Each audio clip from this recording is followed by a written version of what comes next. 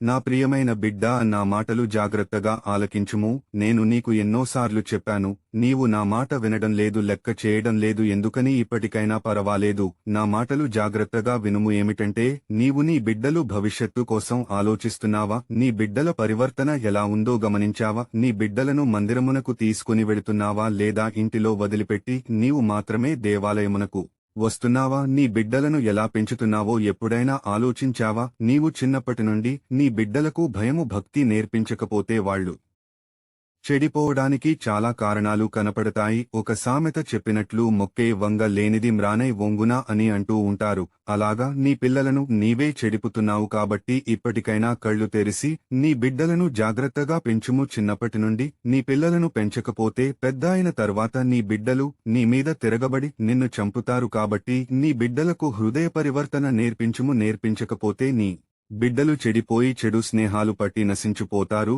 సుమ, నీవు నీ పిల్లలకు మంచి నేర్పించకపోతే నీ మాట వినిపించుకోరు. నీ బిడ్డలను మందిరమునకు తీసుకుని వెళుతూ ఉండు. భయభక్తులు నేర్పించు. ఇంటిలో వదిలిపెట్టి తల్లిదండ్రులుగా మీరు మాత్రమే మందిరమునకు వెళ్లవద్దు. మీ పిల్లలు తీసుకుని వెళ్ళండి. ఎందుకంటే ఇంటిలో ఉండి టీవీలు, సెల్ ఫోన్లు చూస్తూ రకరకాల చెడు వేసినాను చూస్తూ చెడిపోతారు. అందుకని నీకు చెబుతున్నాను, అలాగే మందిరంలో మీ పిల్లల పరివర్తన ఎలా ఉందో గమనిస్తూ ఉండండి. మందిరంలో కూర్చుని సెల్ ఫోన్ తీసుకుని YouTube, Facebook, Instagram, ShareChat, Twitter, TikTok, games మరియు రకరకాల యాపిల్ ఓపెన్ చేసి చూస్తూ చాట్ చేస్తూ ఉంటారు. మందిరములో లాడుతుంటారు, నవ్వుతూ ఉంటారు, గొడవలు పడుతూ ఉంటారు. యాజకులు చెప్పే దేవుని వాక్యాలను ఆలకించరు. మీరు తల్లిదండ్రులుగా మీ బిడ్డల పరివర్తన చూస్తూ ఉండాలి. అలాగే బడికి, స్కూల్కి వెళుతున్నప్పుడు, వస్తున్నప్పుడు వాళ్ళు తిన్నగా స్కూలుకి వెళుతున్నారా, ఇంటికి వస్తున్నారా అని గమనిస్తూ ఉండాలి. ఎందుకంటే స్కూలుకి, బడికి వెళుతున్నాము అని చెప్పి అల్లరి చిల్లరగా తిరుగుతూ ఉంటారు, చెడిపోతారు. మద్యానికి మరియు స్మోకింగ్,